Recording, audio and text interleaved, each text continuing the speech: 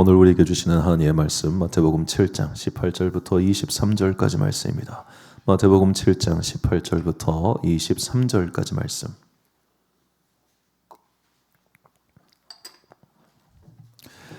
네, 저와 함께 한 절씩 교독하시겠습니다. 좋은 나무가 나쁜 열매를 맺을 수 없고 나쁜 나무가 좋은 열매를 맺을 수 없다. 좋은 열매를 맺지 않는 나무는 찍어서 불 속에 던진다. 그러므로 너희는 그 열매를 보고 그 사람들을 알아야 한다. 나더러 주님 주님 하는 사람이라고 해서 다 하늘나라에 들어가는 것이 아니다. 하늘에 계신 내 아버지의 뜻을 행하는 사람이라야 들어간다. 그날에 많은 사람이 나에게 말하기를 주님 주님 우리가 주님의 이름으로 예언을 하고 주님의 이름으로 귀신을 쫓아내고 또 주님의 이름으로 많은 기적을 행하지 않았습니까? 할 것이다. 그때 내가 그들에게 분명히 말할 것이다. 나는 너희를 도무지 알지 못한다.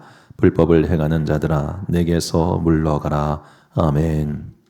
주의 마음에 들기 위한 기도라는 제목으로 하나님의 말씀 선포하겠습니다. 얼마 전에 제 고등학교 친구에게 연락이 왔습니다. 오랜만에 연락이 와서 무슨 일인가 했더니 결혼한답니다.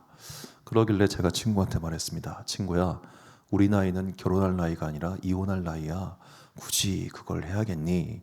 라고 하는데 굉장히 또 하고 싶어 하길래 또 어떻게 말리겠습니까? 그래, 뭐 축하한다 했는데 언제 결혼하니? 하니까 내년 봄에 한대요. 내년 봄에 하는 거를 4월 달에? 굳이? 날짜도 정해지지 않고 뭐 구체적으로 정해진 게 아무것도 없더라고요. 알고 보니까 너무 결혼하고 싶으니까 이 친구는 이제 결혼이 하고 싶은 거예요. 참고로 결혼이 하고 싶으니까 상대방의 동의나 이런 거 없이 막 밀어붙이고 있더라고요. 그러면서 이제 힘든 거예요. 저쪽은 미적지근한데 자기만 이제 막 빨리빨리 하려고 뭘 그렇게 4월 달부터 서두른지 모르겠습니다만 여하튼 그러고 있더라고요. 그래서 그 모습을 보면서 물론 응원하고 또 축복하고 기도합니다.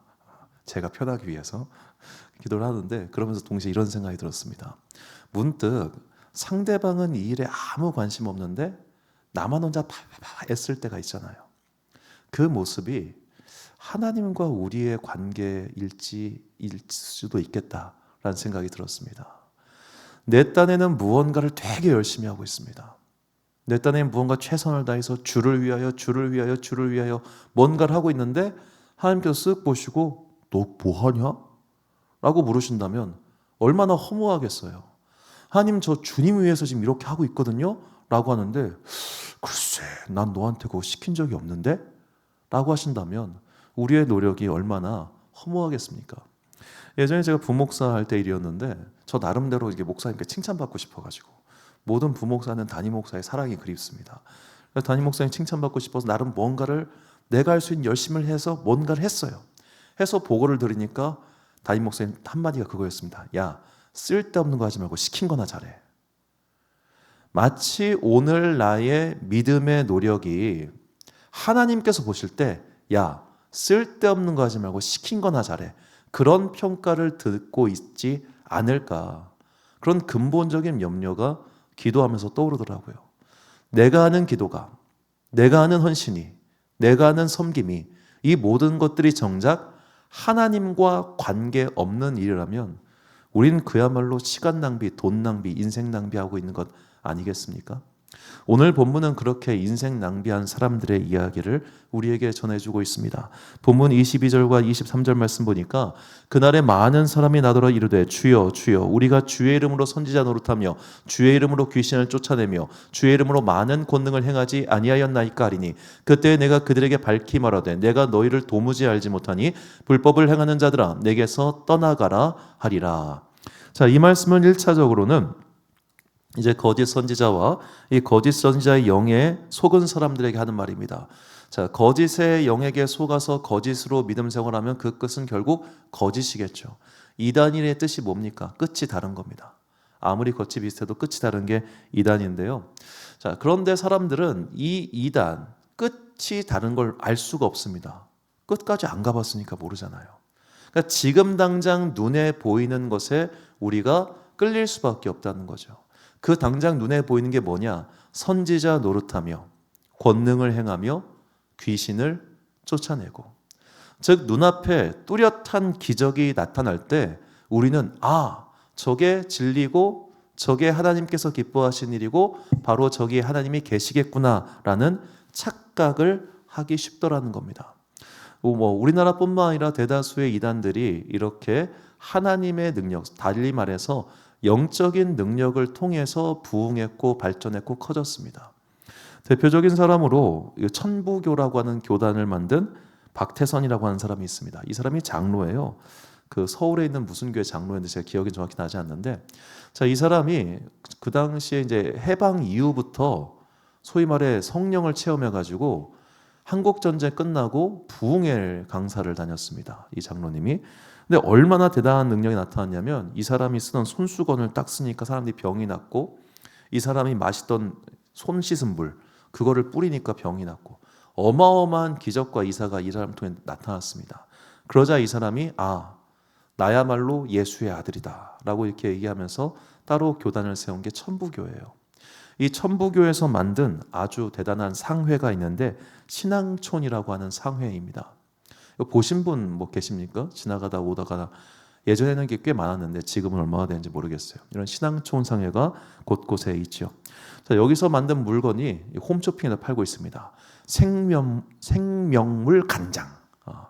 이 사람들이 되게 생명물을 좋아하는데, 왜냐하면 이 생수이신 그 박태선의 물을 취하면 우리가 생명을 얻을 수 있다 해가지고 우리가 좋아하는 거예요. 우리가 볼 때 되게 황당한 이야기잖아요. 그런데 왜 그 당시에 이 천부교가 10만 명이 넘었습니다. 1950년대, 60년대에 이렇게 어마어마한 교세와 어마어마한 사람들이 믿는 것은 정말로 기적이 일어났기 때문이에요. 진짜로 기적이 일어나니까 그냥 저 사람만 보고 가기 시작하는 겁니다. 오늘도 우리는 그런 기적이 일어나는 곳에 진리가 있다고 생각합니다. 그러나 성경을 잘 보면 우리가 말하는 소위 그런 기적의 사건들, 그런 사건들을 악한 영도 일으킬 수 있다는 것을 우리는 얼마든지 확인할 수 있죠. 대표적으로 출애굽기에 보면 바로를 섬기는 마술사들이 이 아론의 지팡이가 뱀으로 변하자 자기들도 뱀으로 변하게 하고, 나일 강물이 피로 변하자 자기들도 피로 변하게 하는 그런 똑같은 이적을 시행합니다. 그러면 사람들이 여호와 하나님 별거 아니네, 우리도 얼마든지 할 수 있어, 그런 이야기가 계속 나오죠. 그리고 사무엘상의 마지막에 보면 신접한 자, 즉 무당이 이 지하에서부터, 즉 스올에서부터 사무엘의 영을 끌어올려서 접신하는 장면이 등장합니다.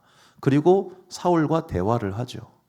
이런 지금 무당들도, 여러분 용한 무당은 여러분이 가는 순간 어이 하고 다 알아맞힐 겁니다. 저는 실제로 본 일이 없습니다만 이제 귀신 쫓아내는 사역하시는 목사님들께서 가끔씩 정말 큰 귀신이라는 표현을 하시는데, 큰 귀신 들린 사람을 볼 때가 있답니다. 그럼 그 사람들은 거의 무당처럼 목소리도 다르고 행동도 다르고 딱 오자마자 막 맞추고 대화하고 이런다는 거예요. 그럼 우리가 알지 못하는 그런 좀 어떤 신비한 세계가 있는 거죠. 그런 신비한 세계에 취한 사람, 신비한 세계에 접한 사람들이 만약에 병 치유라고 하는 한 가지 사건만 놓고 봤을 때 귀신 들린 사람도 더러운 영의 힘을 빌려서 그것을 행할 수 있다는 겁니다.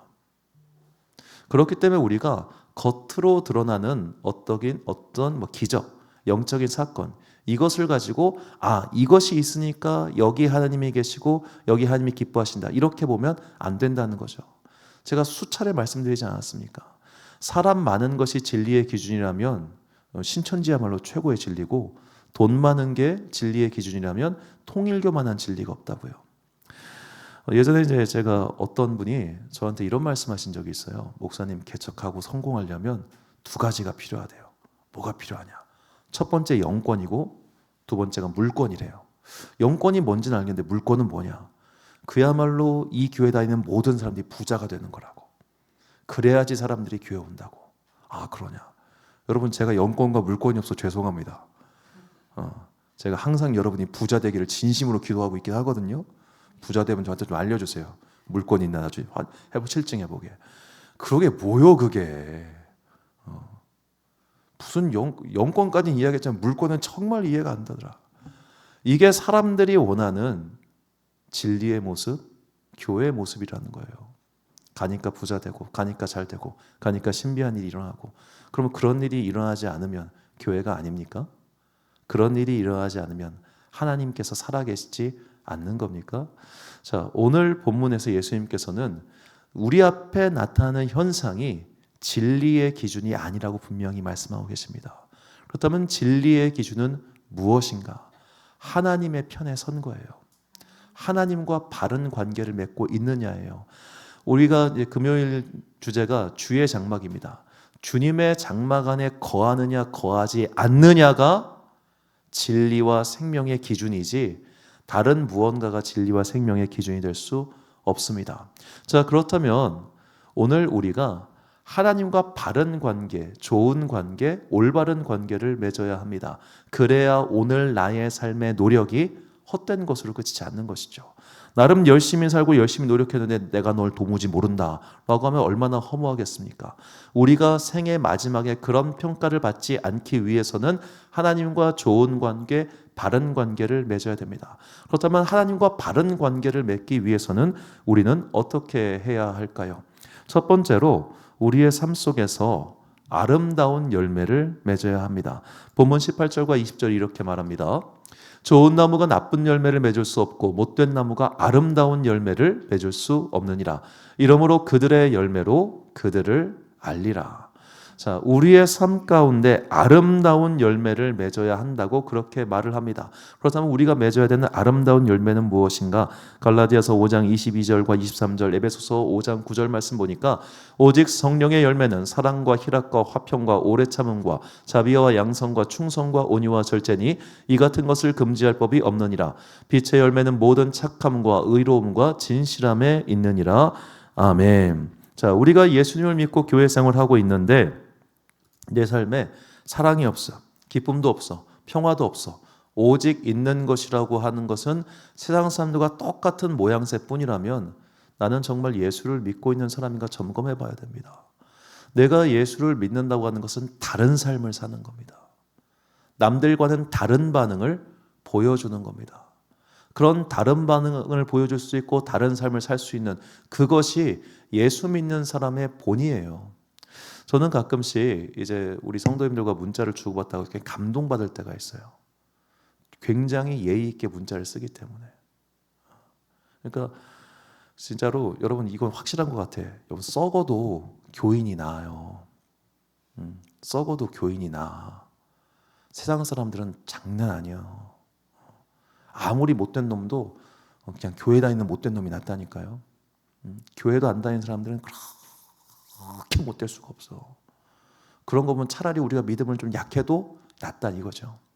그래도 조금이라도 더 선하게 살려고 하는 노력, 그래도 조금이라도 더 친절하려고 하는 노력, 그래도 조금이라도 더 인간답게 살려고 하는 노력이 우리 안에 배어 있어야 된다는 거예요. 정말 예수를 오래 믿었다고 하고 교회에 오래 다녔다고 하고 직분도 있다고 하는데 타인을 향한 배려가 하나도 없어. 얼굴은 항상 그냥 시궁창이야. 말은 거칠기가 그지없어. 그러면 그가 정말 예수 믿는 사람이라고, 그가 예수님과 관계를 맺고 있는 사람이라고 말할 수 있겠습니까? 없습니다. 이사야 선지자는 말합니다. 이사야 32장 15절부터 17절까지 말씀 보니까 마침내 위에서부터 영을 우리에게 부어주시리니 광야가 아름다운 밭이 되며 아름다운 밭을 숲으로 여기게 되리라. 그때 정의가 광야에 거하며 공의가 아름다운 밭에 거하니 공의의 열매는 화평이요 공의의 결과는 영원한 평안과 안전이라. 아멘.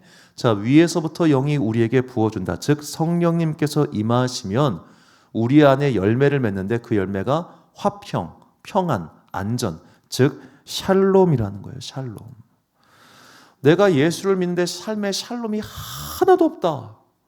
정말 그럴 때마다 간구해야 됩니다. 하나님, 내 삶의 평안을 좀 회복시켜달라고. 근데 그 평안이라고 하는 게 삶의 여러 가지 조건이 해결되면 평안이 찾아오냐? 그게 아니잖아요. 이거 해결되면 저거 오고 저거 해결되면 이거 되잖아요. 마치 자녀 키우는 분들에게 많이 하는 비유처럼 아유 5살만 넘기면 편할 줄 알았는데 초등학교 올라가니까 초등학교 나름대로 바빠요. 아유 여기가 3학년만 지나가면 편할 줄 알았는데 3학년 지나니까 또 바빠. 중학교만 가면 편할 줄 알았는데 중학교 가면 또 바빠. 고등학생 되면 편할 줄 알았는데 고등학생은 진짜 힘들어. 이제 대학교가 끝난 줄 알았는데 대학교 갈 때부터 이제 돈이 더 많이 들어가. 그럼 대학만 마치면 끝날 줄 알았는데 취직한대. 취직하면 끝나는 줄 알았는데 그 다음부터 나보고 애 키워달래. 어머 세상에. 인생의 고난이 끝이 없네. 죽을 때까지. 우리가 문제 속에서 평안을 찾으면 평안은 오지 않아요. 평안은 하나님과의 관계 속에서 오는 겁니다. 그렇기 때문에 우리가 내 삶의 아름다운 열매를 맺기 위해서는 예수 그리스도와 좋은 관계 속으로 들어가야 된다는 거예요. 자, 요한복음 15장 4절 말씀 보니까 내 안에 거하라 나도 너희 안에 거하리라 가지가 포도나무에 붙어있지 아니하면 스스로 열매를 맺을 수 없음 같이 너희도 내 안에 있지 아니하면 그러하리라. 아까 우리가 읽었던 그 믿음의 열매, 성령의 열매를 맺기 위해서는 우리가 머릿속으로 맞아. 내가 교회 다니는데 착하게 살아야지. 아유, 내 주도가니. 아유, 입 조심해야지. 아유, 내가 착하게 살아야지. 아유, 내가 표정 좋아야지. 이렇게 못 산다는 거예요. 그렇게 못해요, 우리. 우리가 그리스도 예수와의 선한 관계 속으로 들어갈 때 이러한 것들이 자연스럽게 맺히는 겁니다. 평안이 자연스럽게 찾아오고요. 기쁨이 자연스럽게 찾아오고 그래서 내 삶 가운데 선함이 드러나게 되는 거예요. 이게 그리스도와의 연합의 신비입니다. 신비.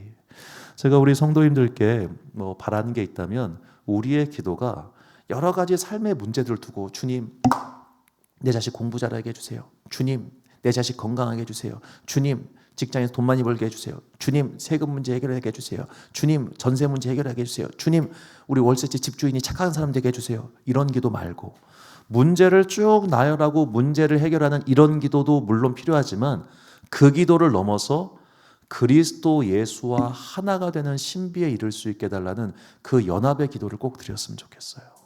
연합의 기도. 말로 표현할 수 없고 말로 다 할 수 없지만 내가 주님 안에 주님께서 내 안에 있는 그 놀라운 신비, 그 놀라운 신비를 우리가 믿음 생활을 했으면 한 번은 체험해 봐야 되지 않겠어요? 그런 믿음의 열정과 열망이 있을 때 우리의 삶에서 자연스럽게 아름다운 열매를 맺게 되는 것입니다. 이 신비의 끝이 바로 영생이에요. 로마서 6장 22절 말씀 보니까 그러나 이제는 너희가 죄로부터 해방되고 하나님께 종이 되어 거룩함에 이르는 열매를 맺었으니 그 마지막은 영생이라. 자, 인간은 영원을 상상할 수가 없습니다. 영원토록 존재하는 시간과 공간을 초월한 그것을 우리는 상상할 수가 없어요. 어떤 사람이 그런 비유를 들더라고요. 우리가 이제 3차원이라고 하잖아요. 우리가 살고 있는 세계를 4차원이 되면 시간축까지 들어오면 4차원. 그 외에 다차원, 7차원, 10차원 그런 다차원 우주를 우리가 머릿속으로 그릴 수가 없습니다. 왜냐하면 본 적이 없으니까. 이거 제가 자주 드리는 비유인데 여러분 도깨비라는 드라마 빰빰빰빰빰 그 도깨비 드라마 보면은 이제 쿠키 영상에 이 공유가 조선시대 때 내가 보니 앞으로는 그 사람들이 검정색 벽돌을 들고 요렇게 하더라고. 너도 검정색 벽돌에 투자를 하도록 하여라 라는 장면이 나와요. 자, 조선시대 사람이 볼 때 스마트폰은 그냥 검정색 벽돌을 들고 요렇게 하는 거잖아요. 마찬가지로 우리가 지금 보지 않은 것들을 상상할 수도 없고 표현할 수도 없어요. 이게 신비라는 거예요. 그 영생의 신비로 우리를 초청하십니다. 그리고 그 영생의 신비를 우리가 맛보고 경험하면 당연히 삶의 방향과 삶의 지향점이 달라지겠죠. 그렇게 다른 삶을 사는 사람들은 아름다운 열매를 맺게 되는 것입니다. 그래서 우리는 두 번째로 예수 그리스도와 좋은 관계를 맺기 위해서는 우리가 좁은 문으로 들어가야 됩니다. 자, 오늘 본문과 똑같은 내용이 누가복음 13장에도 등장합니다. 누가복음 13장 24절부터 26절까지 말씀을 보면 좁은 문으로 들어가기를 힘쓰라. 내가 너희에게 이르노니 들어가기를 구하여도 못하는 자가 많으리라. 집주인이 일어나 문을 한 번 닫은 후에 너희가 밖에 서서 문을 두드리며 주여 열어주소서 하면 그가 대답하여 이르되 나는 너희가 어디에서 온 자인지 알지 못하노라 하리니 그때에 너희가 말하되 우리는 주 앞에서 먹고 마셨으며 주는 또한 우리의 길거리에서 가르치셨나이다 하나 나는 너희를 모른다는 거죠. 주님 우리가 분명히 주님 앞에서 먹고 마셨습니다. 함께 했습니다. 나 너 모르는데? 라고 대답하신다는 겁니다. 왜 그러냐? 너희가 나의 앞에 있는다고 말을 했지만 너희는 좁은 문으로 가지 않았어. 너희는 큰 길로만 다녔기 때문에 난 너희를 모른다 라고 하시는 거예요. 그럼 좁은 문은 도대체 어떤 문이냐? 바로 예수 그리스도입니다. 마태복음 7장 14절과 요한복음 14장 6절을 보면 생명으로 인도하는 문은 좁고 길이 협착하여 찾는 자가 적음이라. 예수께서 이르시되 내가 곧 길이요 진리요 생명이니 나로 말미암지 않고는 아버지께로 올 자가 없느니라. 자, 저 좁은 문은 어떤 문이냐? 생명으로 인도하는 문이고 그 문은 곧 예수 그리스도라는 겁니다. 그런데 사람들이 지금 말하잖아요. 나 주님 앞에서 먹고 마셨는데 왜 내가 예수님을 안 만났다고 하는 거지? 왜 가서 먹고 마셨냐 이겁니다. 왜 가서? 너는 예수를 왜 믿니? 바꿔 말하면 너는 교회 왜 다니니? 교회 가니까 맛있는 밥 줘서. 너 교회 왜 다니니? 이제 특히 예전에 실제로 그 탤런트 한예진 씨가 온누리교회 다닐 때 일이에요. 결혼하기 전에 그분 20대 때 수많은 남자 청년들이 온누리교회를 갔습니다. 한예진 씨를 보려고. 저는 가본 적 없습니다만 진짜 예뻤대요. 그런 식으로 정말 예쁜 연예인을 보고 싶어서 교회 가는 사람들도 있겠죠. 자, 목적이 잘못되면 예수를 믿어도 믿는 게 아니라는 거예요. 목적이 잘못된 사람. 우리가 그 범죄와의 전쟁에 보면 그 최익현 씨가 교회 다녀요. 왜 다니는지 아시죠? 사기치려고. 거기서 누구랑 관계 맺어가지고 사기치려고 교회 다닙니다. 자, 그런 식으로 교회 다니는 사람 제가 봤습니다. 없지 않습니다. 자기 사업체 이름 광고하고 자기 어떤 걸 사기 위해서 그렇게 해서 교회 다니는 사람, 등록해 다니는 사람들 의외로 많아요. 의외로. 자, 우리가 그런 사람들이 과연 좁은 문이신 예수 그리스도를 찾아간다고 그렇게 말할 수 있겠습니까? 아니죠. 그 자리에 있으나 그들의 마음은 다른 곳에 있기 때문에 그들의 마음속엔 예수 그리스도가 없기 때문에 그들은 열매 맺지 못하는 것이고 그리스도와 아무런 상관이 없는 사람들인 겁니다. 내가 오늘 삶의 자리에 어디에 있냐가 중요한 게 아니라 나의 삶의 자리에서 예수 그리스도를 찾고 있느냐가 중요한 겁니다. 시편 14편 2절과 3절 말씀 보니까 여호와께서 하늘에서 인생을 굽어 살피사 지각이 있어 하나님을 찾는 자가 있는가 보려 하신즉 다 치우쳐 함께 더러운 자가 되고 선을 행하는 자가 없으니 하나도 없도다. 하나님께서는 지금도 누구를 찾으시는가? 하나님을 찾는 자를 찾으십니다. 하나님을 만나고자 하는 그 자리에 와가지고 하나님 말고 다른 거를 찾는 사람들의 간구와 기도, no. 내가 기도하는 목적이 하나님입니까? 아니면 내 삶의 문제 해결입니까? 내가 기도의 자리에 나온 목적이 그저 나의 삶의 문제를 해결하기 위한 것으로 그친다면 우리는 하나님께서 찾으시는 그 한 사람이 되기가 어려울 겁니다. 우리가 정말로 하나님께서 찾으시는 그 한 사람, 예수 그리스도라고 하는 생명의 문으로 들어가는 그 한 사람이 되기 위해서는 우리의 기도가 나의 삶의 문제에서 하나님 그분 자체로 바뀌어야 돼요. 하나님 만나고 싶습니다. 하나님 내가 주님의 신비 가운데 거해보고 싶습니다.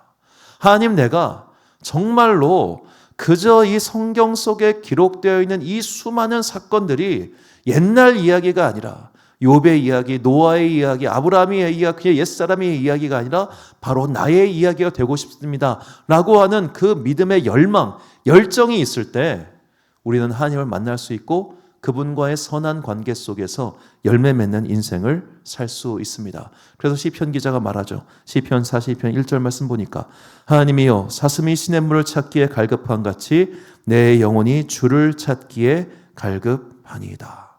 갈급하다. 주를 찾기에 갈급하다. 놀라운 것은 주를 찾기에 갈급한 사람들은 주님을 만났는데 주님 말고 다른 걸 찾았던 사람들 혹은 주님을 도구로 삼아서 다른 걸 하려고 했던 사람들은 한결같이 다 인생이 피폐해지고 망했다는 거죠. 오늘 나의 믿음의 목적을 분명히 하지 않으면 우리는 헛수고를 넘어서 시간 낭비예요. 시간 낭비. 간단히 이야기해서 여러분 돈 벌려면 교회 다닐 필요가 없어요. 이 시간에 주식을 하지. 뭐하러 교회를 와서 시간 낭비를 하세요. 유튜브를 보는 게 훨씬 낫지. 우리가 정말로 예수 그리스도를 만나기 위해서 기도해야 되고 예수 그리스도를 만나기 위해서 교회에 와야 되고 그리스도 예수와 연합하는 그 신비를 위해서 우리의 기도와 믿음의 목적이 성장해야 됩니다. 그러지 않으면 우리의 기도는 맨날 그 나물에 그 밥일 거예요. 우리의 믿음 생활은 맨날 거기서 다람쥐 쳇바퀴도 돌면서 이 문제 생기면 낙심하고 저 문제 생기면 짜증내고 저 문제 생기면 분노하고 맨날 그 바닥 그 나물에 그 밥이라니까. 믿음의 성장을 해서 아름다운 열매를 맺기 위해서는 하나님만 갈급하고 찾아보는 그 믿음의 순수함이 우리 가운데 있어야 됩니다. 그래서 이사야 선지자는 이렇게 말합니다. 이사야 55장 6절부터 8절까지 말씀 보니까 너희는 여호와를 만날 만한 때에 찾으라. 가까이 계실 때에 그를 부르라. 악인은 그의 길은 불의한 자는 그의 생각을 버리고 여호와께로 돌아오라. 그리하면 그가 긍휼히 여기시리라. 우리 하나님께로 돌아오라. 그가 너그럽게 용서하시리라. 이는 내 생각이 너희 생각과 다르며 내 길은 너희의 길과 다름이니라. 여호와의 말씀이니라. 아멘. 제가 우리 성도들을 참으로 사랑하는 것은 우리 교회 이제 등록하셨던 등록하지 않으셨던 이곳에 오는 모든 분들을 사랑하는 것은 뭐 볼 게 있다고 와요. 여기에 아무것도 없어요. 솔직히 말해 제가 무슨 뭐 유일무이한 설교자입니까? 여러분 유튜브에 설교 잘하는 사람 정말 많습니다. 뭐 대표적으로 저기 인천 마가이 다락방 임진영 목사님, 저보다 한 2살 정도 위인데 설교 진짜 잘해요. 저는 그런 분이 천안 아산 땅에 있었으면 저 개척 안 했어요. 나 그 교회 집사하지. 진짜 은혜롭게 설교 잘해 임진영 목사. 포드처치의 원유경 목사님, 여자 목사님인데 그분 설교문 진짜 잘 써요. 한둘이 아니야. 대한민국에 설교 잘하는 사람 어마어마하게 많아. 은혜로운 사람, 영권과 물권인 사람도 많겠지. 어딘가에는 분명히. 작은 교회잖아요. 그런데 우리 교회를 온다는 것은 주님 말고는 볼 게 없는 교회예요. 아멘 하세요. 네. 주님 말고 볼 게 없는 교회에서 주님 보러 오셨잖아요. 얼마나 귀해. 오늘 이 자리에서 주님과 더불어 살기로 결단한 우리 모두에게 하나님의 큰 은혜가 있기를 저도 항상 기도하고 여러분도 꼭 기도하시기 바랍니다. 마지막 세 번째로 우리는 주님과 함께 십자가를 져야 합니다. 그래야 하나님과 선한 관계를 맺을 수 있어요. 갈라디아서 2장 19절과 20절 말씀을 세번역 성경으로 보면 이렇게 나와 있습니다. 나는 율법과의 관계에서는 율법으로 말미암아 죽어버렸습니다. 그것은 내가 하나님과의 관계 안에서 살려고 하는 것입니다. 나는 그리스도와 함께 십자가에 못 박혔습니다. 이제 살고 있는 것은 내가 아닙니다. 그리스도께서 내 안에서 살고 계십니다. 내가 지금 육신 안에서 살고 있는 삶은 나를 사랑하셔서 나를 위하여 자기 몸을 내어주신 하나님의 아들을 믿는 믿음 안에서 살아가는 것입니다. 자, 저 헬라어 원문을 보면 되게 재밌는 게 저 19절과 20절 서두에 나온 나는 그리스도와 함께 십자가에 못 박혔습니다. 이 문장 있죠? 이 문장도 19절이에요. 원문에는. 그러니까 우리나라 말로 번역하면서 편의를 위해서 저를 20절로 뺀 것 같은데, 자, 하나님과의 관계 안에서 사는 것이 무엇이냐? 그리스도와 함께 십자가에 못 박히는 거라는 거예요. 그리스도와 함께 십자가에 못 박히는 것이 바로 하나님과 관계 안에서 사는 것이다. 왜냐? 그리스도와 함께 십자가에 못 박혀야 바로 죄는 죽고 영으로 살기 때문이죠. 로마서 6장 6절 말씀 보니까 우리가 알거니와 우리의 옛사람이 예수와 함께 십자가에 못 박힌 것은 죄의 몸이 죽어 다시는 우리가 죄에게 종노릇하지 아니하려 함이다 라는 거예요. 이렇게 십자가에 함께 못 박혀서 더 이상 죄의 몸이 아니라 새로운 생명으로 거듭난 사람, 그 사람들은 어떤 가치관을 쫓고 무엇을 쫓아 살아가느냐? 바로 성령을 따라 살아간다는 겁니다. 성령을 따라 살아간다. 그래서 로마서 8장 5절과 6절 14절 말씀을 세번역 성경으로 보면 이렇게 번역을 해요. 육신을 따라 사는 사람은 육신에 속한 것을 생각하나 성령을 따라 사는 사람은 성령에 속한 것을 생각합니다. 육신에 속한 생각은 죽음입니다. 그러나 성령에 속한 생각은 생명과 평화입니다. 하나님의 영으로 인도함을 받는 사람은 누구나 다 하나님의 자녀입니다. 자, 이게 개역개정판 같은 경우는 저거 성령을 영이라고 번역을 했습니다. 둘 다 똑같은 헬라어 푸뉴마기 때문에 영이든 성령이든 사실 별 차이는 없습니다. 자, 영을 따라 산다. 성령을 따라 산다. 그리고 성령에 속한 것을 생각한다. 이게 뭔 말일까요? 하나님의 영으로 인도함을 받는다. 우리가 그리스도와 함께 십자가에 못 박혀서 하나님의 영으로 인도함을 받는 그런 삶을 살아야 되는데 이 하나님의 영으로 인도함을 받는다는 것이 구체적으로 무엇일까요? 성경을 보면 간단하게 3가지로 요약할 수 있습니다. 자, 영의 인도를 받는다, 성령을 따라 산다. 자, 첫 번째로 뭐냐면 성경에 기록되어 있는 말씀을 굳게 믿는 겁니다. 고린도서 1장 22절과 에베소서 6장 17절 말씀을 보면 그가 또한 우리에게 인치시고 보증으로 우리 마음에 성령을 주셨느니라. 보증으로 주셨다. 즉 우리가 선포된 말씀을 진짜 하나님의 말씀으로 받아들일 수 있게끔 우리 마음에 믿음을 누가 주냐? 성령께서 주신다는 거예요.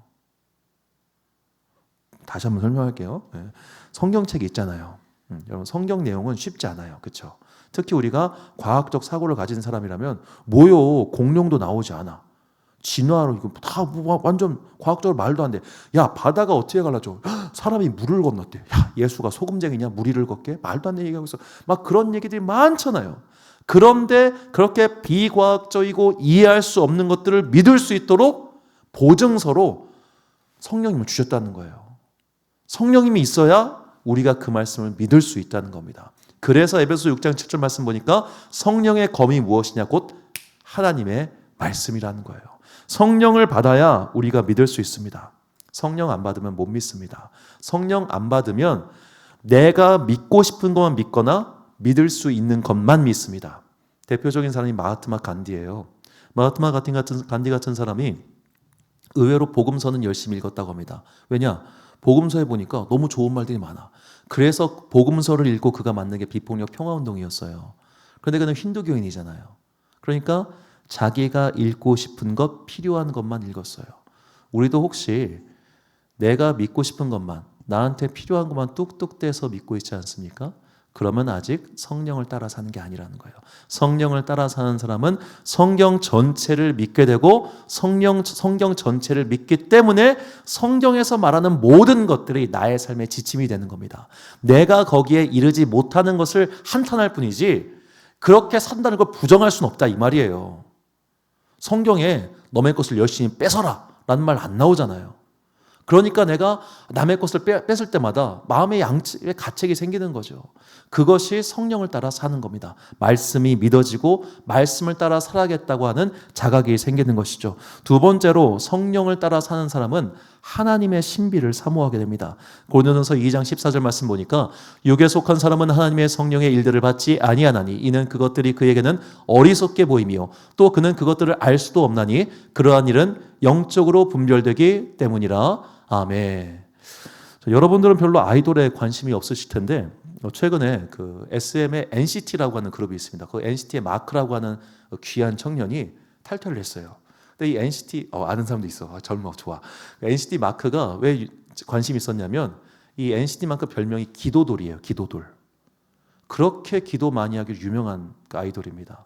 그래서 많은 팬들의 추측이 제가 드디어 이제 NCT 그만두고 CCM 가수 하려고 저러나 보다 라고 할 정도로 거의 아이돌계의 션이라고 보시면 돼요. 자, 그런 사람도 있는 거예요. 그런데 이제 비아이돌이 비기독교인이 볼 때는 쟤 좀 이상한 애다. 그렇게 얼마든지 생각할 수 있지 않습니까? 예전에 이제 그 베이비복스는 좀 아는 사람도 있겠지. 베이비복스의 그 윤은혜 씨가 어느 교회에서 간증하시고 간증 끝나고 기도 인도하실 때 방언으로 기도하는 영상이 쪼투로 뜬 적이 있어요. 댓글에 유은혜가 미쳤다. 드디어 제가 정신이 나갔구나. 결혼도 안 하고 나이 40 넘어도 정신 나고 온갖 악플이 날렸는데 거기에 이제 가끔씩 저거는 방언 기도라고 교회에서 이제 하는 거 뭐 나온 게 있는 거예요. 또 누가 이제 방언 기도하는 목사님 방언 기도 있는 걸 보고 와, 저 목사님 랩하시면 진짜 끝내줘야 잘하겠다. 다다다다다다다다다다다다. 모르는 사람들이 볼 때는 가치 없고 이상한 거잖아요. 그렇죠? 그런데 성령을 따라 사는 사람들은 그러한 일들을 사모하게 된다는 거예요. 하나님의 신비가 나타나는 현장을 사모해요. 하나님의 능력이 나타나는 현장을 사모하고 그리워하고 기도하게 된다는 거예요. 그것이 성령을 따라 사는 사람들입니다. 하나님의 신비가 그저 너의 이야기, 나와 관계없는 이야기, 쟤들은 그런 거 받았나 보다. 그게 아니라 주님, 저도 방언받고 싶어요. 주님, 저에게도 은사가 있었으면 좋겠습니다. 주님, 저도 하나님의 신비를 체험하고 싶습니다. 이런 열정이 생긴다는 거죠. 이렇게 성령을 따라 사는 삶을 우리가 가져야 한다는 겁니다. 자, 마지막 세 번째로 이렇게 성령을 따라 사는 사람은 공동체를 이롭게 합니다. 고린도전서 12장 6절과 7절 말씀 보면 또 사역은 여러 가지나 모든 것을 모든 사람 가운데서 이루시는 하나님은 같으니 각 사람에게 성령을 나타내심은 유익하게 하려 하심이라. 저는 개인적으로 성령 사역을 참 좋아합니다만 성령 사역을 굉장히 경계하기도 합니다. 왜냐하면 이상하게 은사 받고 나면 교회 공동체가 시끄러워져요. 내가 은사 좀 받았네 하면서 고개 힘줘요. 그리고 제일 불편한 것은 특히 이제 은사를 받은 부인들이 은사를 못 받은 남편을 너무 괴롭혀. 성령 은사가 임하고 나면 집안에 평화가 깨지더라고. 그거 아니요. 여러분 제발 내가 방언받았다고 내 배우자도 방언받게끔 닥달하지 마세요. 내가 은사받았다고 내 자식들도 은사받게끔 닥달하지 말아요. 나 중학교 때 그래가지고 기도원 5박 6일 갔던 사람이요. 그때 안 오더라고. 여러분 때가 되면 다 와요. 뭘 그렇게 애들을 그냥 닥달 해가지고 그렇게 해요. 물론 그 귀한 거를 사모하게 하고 믿음의 훈련은 필요하지. 그런데 그거를 애들이 그때 못 받았다고 해서 너무너무 근심하지는 마시라. 저는 초등학교 때 방언을 받고 그 방언을 30살 이후에나 다시 쓰게 된 친구를 알아요. 까먹은 거예요. 은사는 받고 사용하지 않으면 까먹습니다. 그러니까 하나님께서 나에게 필요한 때 그 은사를 주실 테니까 제발 내가 성령 받고 나서 주변 사람들 못 살게 좀 굴지 마요. 진짜 닥달 좀 그만해. 알아서 어련히 하나님이 챙겨주실까. 그러니까 내가 은사를 받고 나서 나의 공동체 가운데 평안이 임해야 돼요. 그것이 가족 공동체든 교회 공동체든 말입니다. 미치지 못함을 보고 우리가 슬퍼하거나 화를 내면 안 돼요. 가끔씩 이제 그 깊은 영의 세계를 체험한 분들이 그런 곤란함을 겪어요. 말을 나눌 사람이 없는 거예요. 내가 만난 하나님의 이 놀라운 신비, 내가 겪은 이 하나님의 놀라운 은사를 나눌 사람이 없다 보니까 이분들이 오히려 교회 안에서 고립되거나 옹고집처럼 활동하시는 분들이 상당히 많습니다. 이건 옳지 않습니다. 내가 성령님의 은사를 사모하고 또 그것을 경험했다면 이제 평화 가운데 나의 주변을 다스릴 수 있는 성숙함과 지혜가 필요한 겁니다. 성령의 은사는 사모하는데 말씀 모르는 사람 되게 많아요. 성령의 은사는 되게 사모하는데 그 사람이 가는 곳마다 우당탕 쿵탕 분탕질이 많은 사람들 되게 많습니다. 이게 잘못된 것을 따라가기 때문입니다. 이 세 가지, 성령을 따라 사는 사람은 말씀을 사모하게 되고 신비를 사모하게 되고 평화를 사랑하게 되는 겁니다. 이렇게 우리가 거할 때 비로소 우리는 하나님과 관계없이 내 인생의 탑을 이만큼 쌓았다가 주님께 딱 보시고 나 이거 하라고 한 적 없어 라고 툭 치시는 그런 허망한 인생이 아니라 하나님께서 원하시고 하나님께서 기뻐하시는 내 삶의 열매를 주렁주렁 맺어서 마침내 주님께 칭찬받는 그런 인생을 살게 될 것입니다. 우리 모두가 그런 삶을 사모하고 그런 삶을 살기를 소망합니다. 안 그러면 나 혼자 헛팀 쓰다가 헛팀 가운데 인생 망치는 거 아니겠어요? 주님께서 원하시는 아름다운 삶의 열매를 맺어서 주님을 기쁘시게 할 뿐만 아니라 그 삶에 대해서 하나님께 칭찬받는 그렇게 복을 받는 여러분과 제가 되시기를 주님의 이름으로 축원합니다. 결단의 말씀 고린도후서 5장 9절과 10절 말씀 우리가 찬 목소리로 봉독하겠습니다. 시작. 그런즉 우리는 몸으로 있든지 떠나든지 주를 기쁘시게 하는 자가 되기를 힘쓰노라. 이는 우리가 다 반드시 그리스도의 심판대 앞에 나타나게 되어 각각 선악간에 그 몸으로 행한 것을 따라 받으려 함이라. 아멘. 사랑하는 지혜비 광성교회 성도 여러분, 그리고 이 금요일 저녁 함께 기도하고 계신 귀한 주님의 자녀 여러분, 정말로 내 삶에서 나를 위한 기도, 나를 위한 삶의 열매가 아니라 하나님을 기쁘시게 하고 하나님과 아름다운 관계를 맺어서 주님께 영광 올리는 그런 열매를 맺어봅시다. 그것을 위해서 최선을 다해 기도하고 최선을 다해 하나님의 말씀을 사모하며 내 삶에서 평화를 이루기 위해 노력하십시오. 성령을 따라가는 삶, 그리스도와의 연합하는 신비의 삶, 이런 여러 가지 것들이 나의 현실의 문제에 나를 묶어두는 것이 아니라 나의 삶을 하늘나라로 향하게 만들 것이며 하늘나라로 향한 우리의 삶은 반드시 이 땅 가운데서도 평화를 이루게 될 것입니다. 그리스도 예수와 연합하는 그 거룩한 신비를 통하여 우리의 삶 속에서 아름다운 성령의 열매를 맺어가는 여러분과 제가 되시기를 주님의 이름으로 축원합니다. 우리 함께